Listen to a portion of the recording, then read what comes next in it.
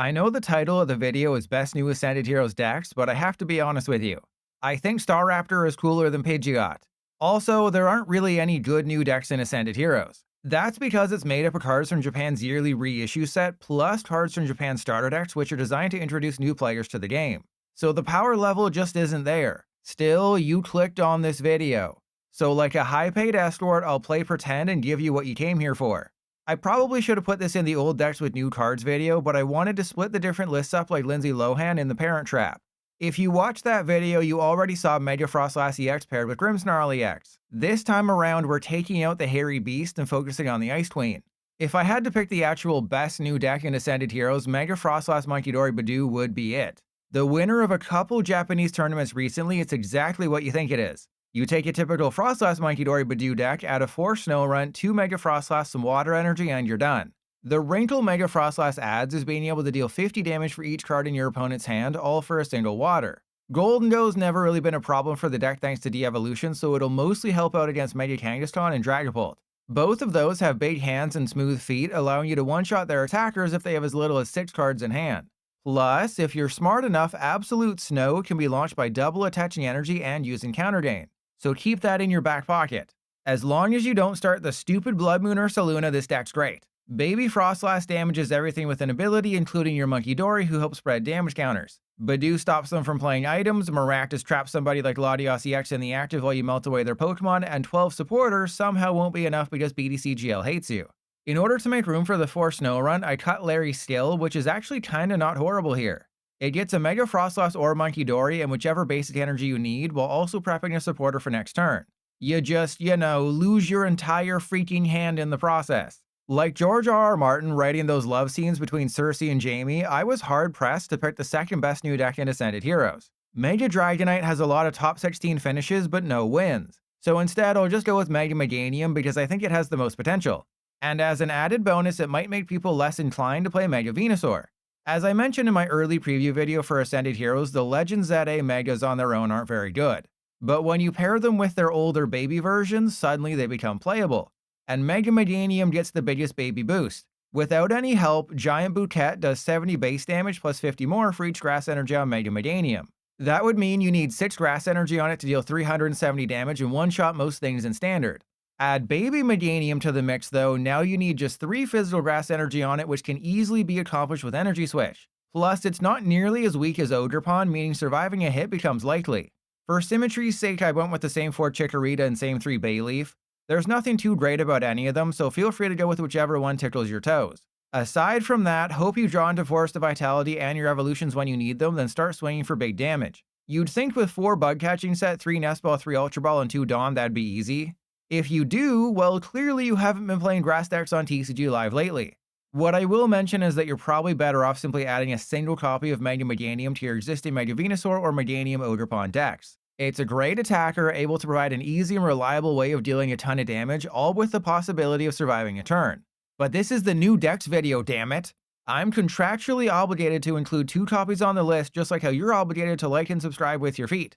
Next up, we have the Feraligatr, who's been struggling like my ex-wife trying to fit into an old pair of jeans. We all knew the strategy as soon as it was announced. Mortal Crunch does an insane 400 damage for 2 water and are colorless if their active has at least a single damage counter on it. The old Feraligatr Munkidori deck that faded away is designed to spread damage counters and deal a decent amount of damage. Add in the Mega, it gets better. So what's the problem? Well, if I had to guess, I'd say it's because it's a worse Mega Froslass Munkidori Budew. For 3 energy, Mega Feraligatr is a stage 2 who does 400 damage, yes, but you have to pair it with Munkidori and Budew. All while hoping they don't have their own Munkidori to heal off any chip damage you may deal. Mega Froslass, meanwhile, is a stage 1 who can deal 400 plus damage for a single energy provided your opponent has at least 8 cards in hand. I know it's not an Applins to Applins comparison, but it's a lot easier to get 1 energy on a stage 1 than 3 energy on a stage 2, especially when you also have to power up multiple Munkidori. If I haven't done a good enough job crushing your spirits, here's how you utilize Mega Feraligatr. While working on getting Munkidori energied up, evolve your Totodile into Crocodile, then Baby Feraligatr. This is important because Totodile's attack does 10 damage and prevents retreat. So you trap somebody, buying yourself a Timmy turn or 2. Then you use Feraligatr's ability to put 5 damage counters on itself, sending them to the other side with Munkidori. This turns Big Bite into 130 damage attack, all for a single energy. Done correctly, it's a great combination. It just has a lot of moving parts, especially now when you have to get 3 energy on the Mega to do that 400 damage. Now, you may recall last month when I featured Mega Feraligatr in my early Ascended Heroes preview.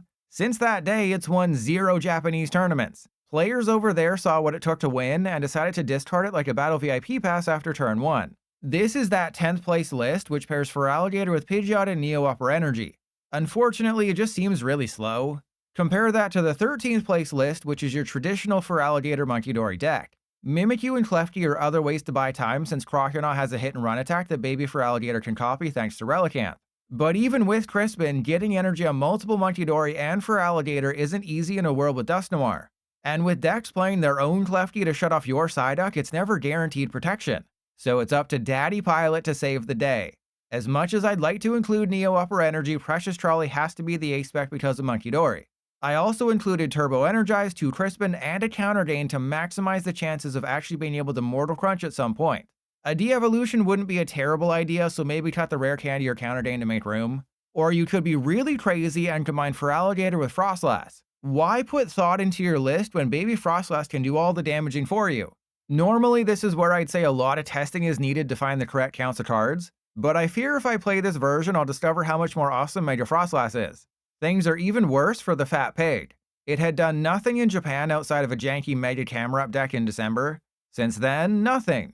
So just like Feraligatr, I have to pour my secret sauce all over this greased up hog in order to produce something you can enjoy. As a quick reminder, Mega Emboar does 320 damage for 2 fire and a colorless, but punches itself in the piglets for 60.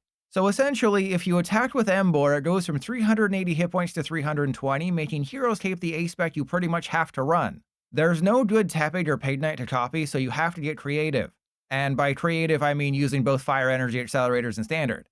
Emboar is a batch caliber for Fire Energy, accelerating them from hand to wherever you want. Oricorio, meanwhile, needs a Mega Fire type in play and is restricted to bench Fire types. Neither are perfect, and I think each covers the other's weaknesses. But the other problem that arises is Mega Emboar is a one-trick Piggy who only does 320 damage and nothing else. So I present to you this monstrosity.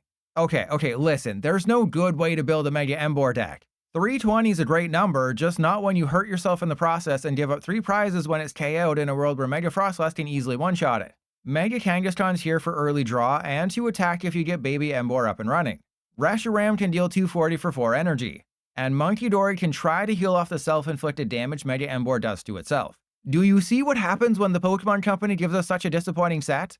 I have to create something unspeakable. If you're going based on playability, Mega Dragonite EX is arguably the second best new deck in Ascended Heroes. Though personally, I rate Mega Meganium's attack power slightly higher. Anyway, what I've said all along about Mega Dragonite simply being a worse Mega Manectric seems to have held true. Because ironically, the only 2 truly successful Dragonite lists put a 2-2-1 line into an Evolution Terrabox deck and called it a day. And even then, they both only hit 2nd place. Just like a pug's breathing, you're probably wondering how all this works. Because, I mean, this looks worse than that Mega Emboar list I cooked up. But it actually makes a bit of sense, you just have to trust the process. Similar to other Terrabox decks, you don't rely on merely drawing into your supporters. Instead, you use Noctowl to find the 2 trainers you need each turn, taking Destiny into your own feet. While those who are broke would rely solely on Poke Pad and Fan Rotom to find their Hoothoot and Noctowl, those who are woke do that plus Dragonair. So long as Dragonair has an energy attached to it, you can use its ability to find any evolution every single turn. That gets Noctowl or Flareon or Leafeon or Dragonite even if you're under item lock.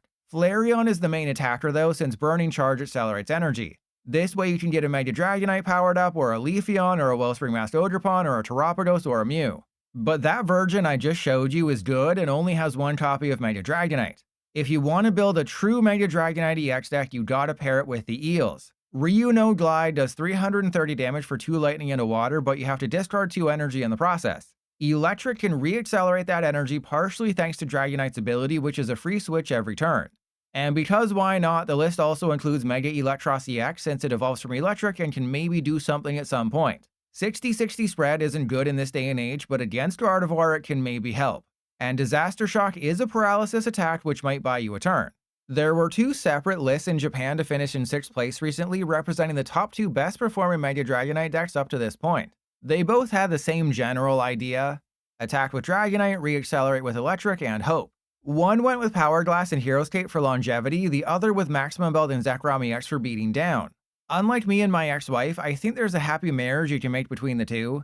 It's just, again, Mega Magnetric is a more versatile Mega Dragonite. I know you're tired of me saying this for the millionth time, but Magnetric can attack for 2 lightning, walling basics in the process. Then for 3 lightning, you can choose to do 200 or 330. Dragonite is a force 330 with a water energy cost where you have to get rid of 2 energy no matter what. The ability, lack of weakness, and access to Dragonair helped the Pokemon Pikachu destroyed in the Orange Islands. It's just that there's a reason why a Dragonite-focused deck never placed higher than 6th in Japan. Speaking of underwhelming new Mega decks in Japan that attack for lightning energy, we have Mega Eelektross. This card is basically the hot girl's Yu-Gi-Oh! Obsessed friend you have to go home with because you want to be a good wingman. If not for Electric, it would see negative play. Because it evolves from Electric, who handles all the energy acceleration, you can delude yourself into thinking it's playable like I do with every unique deck I stream live on Twitch 4 days a week. In case you weren't paying attention 2 minutes ago when I already talked about it, Mega Eelektross has a 60-60 spread attack for 2 lightning in an era where most meaningful basics have 70 hit points. Then for 3 lightning, Disaster Shot deals 190 damage and paralyzes, though you do have to discard 2 energy. In the week since my early preview video, it's really only done something when paired with Dragonite. If you want to play the Eel on its own though, you just build a typical lightning deck, adding an extra electric or 2 along the way. The issue of course is that someone like Zekrom is a better late game attacker, while Zeraora is a better sniper, able to take out Fezidipity, Latios, Mew, and more for 3 lightning. Not much has changed in the list, which I made some executive decisions on. Realistically, there should only be 1 Mega Eelektross, but then it wouldn't be a new deck. Otherwise, you treat it like a typical lightning deck. Miraidon gets your basics, Iron Hands takes early multi-prize KOs, and Zekrom is your finisher. During the mid-game, Eelektross can try to snipe the bench or paralyze, potentially setting up a Devolution on bigger targets. I'm not sold on Canary in this particular archetype though. I still believe it's best paired with Iono's Kilowattrel, so feel free to cut it for Arven, who can grab Generator and one of your tools. I'm going to finish myself off with 2 decks that don't belong here. Or I guess 2 more decks that don't belong here. Probably due to extreme boredom over the Christmas break, players in Japan were able to do something with Mega Hawlucha EX. It's still not good, but if you always flip heads and never face a Munkidori or Froslass or Dragapult or Dusknoir, it can maybe win a couple games. One of the weakest Megas at just 250 hit points, Hawlucha's ability can prevent it from getting knocked out by damage from an attack. You do have to flip heads, but if you're successful, it'll have 10 HP left. We currently have a Machamp in Standard with the same ability that never sees play, but it's totally because of the fact it's a stage 2 and not that Guts is an unreliable ability. What Hawlucha has going for it, aside from one-shotting Kangaskhan, is that it can deal 260 damage. Unfortunately, it takes 2 fighting and a colorless, and there has to be a stadium in play which you then discard. So it could be a weak basic who does just 120 damage and gives up 3 prizes when Dusknoir twice, or an infinitely surviving Mega who one-shots everything with Premium Power Pro. Garganacl is an important part of the deck. While Lunatone discards fighting energy to draw 3 and Solrock gets some early hits in, Garganacl can accelerate energy from the discard pile, healing Hawlucha a tiny bit in the process. Plus, there's Assault Bay who increases the attack power of your fighting types by 30. And that's really all there is to the list. When building Hawlucha, there's no point stressing over counts of this, counts of that. If you flip heads, your chances of winning go up. If you're facing any of those decks I mentioned previously that are all heavily played, you lose. I'm not going to show off a list for this one because it's too insane even for me, but there is this Gigalith from White Flare who does 20 damage for each damage counter on all your bench fighting Pokemon. You probably know where I'm going with this. Let Hawlucha take a hit, hope it survives, then retreat it and start dealing 400 damage with Gigalith. You only need to survive that first potential KO and all of a sudden the deck is a thing. I would recommend Crispin and Munkidori though, because leaving Hawlucha with 10 HP left on the bench seems like a terrible idea. On the flip side, if you want, you can also go with a healing build. Hawlucha needs 3 energy, Jumbo Ice Cream heals 80 from somebody with 3 energy. And Bianca's Devotion fully heals Hawlucha if it just flipped heads. Though this all feels like a lot of work on a weak Mega to do what Acerola's Premonition does in a Mega Kangaskhan Fortress deck. Coming in the rear, we have Mega Scrafty EX. I know you forgot this existed because so did I. Copying the same attack from the Stoville that's about to rotate, Scrafty does 160 damage for 2 darkness and colorless, while also discarding a random card from their hand plus the top card of their deck. Part of the reason why Stoville never took off is that it would get knocked out fairly easily and 140 damage is too low. Well, Scrafty has slightly higher HP, slightly higher damage, and gives up 3 prizes. So whether or not it's actually better is up to interpretation. At the very least, it has access to Toxtricity for energy acceleration and Munkidori for potential healing. I also forgot to mention that it has an ability. If anybody hits into your emo teenager, they take 5 damage counters to the face. Add Punk Helmet, that's another 4. So a Budew knocks itself out trying to item lock you. Same with Fralish. This means there's a tiny bit of spice here, kind of like when you go to a dive restaurant and order a hamburger, but the cook's a smoker, so you know their taste buds are fried, yet you don't complain because the waitress calls you hun and it makes you feel something inside if even for a moment. I know I added some accoutrements that might seem unnecessary to the overall strategy like Brute Bonnet and Yveltal, but this is roughly what a Mega Scrafty Toxtricity deck will look like. Munkidori heals off the Toxtricity damage, Scrafty tries to get rid of their good cards, and Unfair Stamp locks them to 2 cards in hand if they dare take a knockout. If you're looking for some other ideas, you could always try pairing Scrafty with Xerosic, Handheld Fan, and Toadscruel. Though at that point, I think you're probably better off shifting to Scovillain, who requires a bit less work to get going. If you're wondering where Azumarill, Mega Audino, Erika's Vileplume, and Larry's the Dunsparce are, well, at least in Japan, I'd say the bulk bin.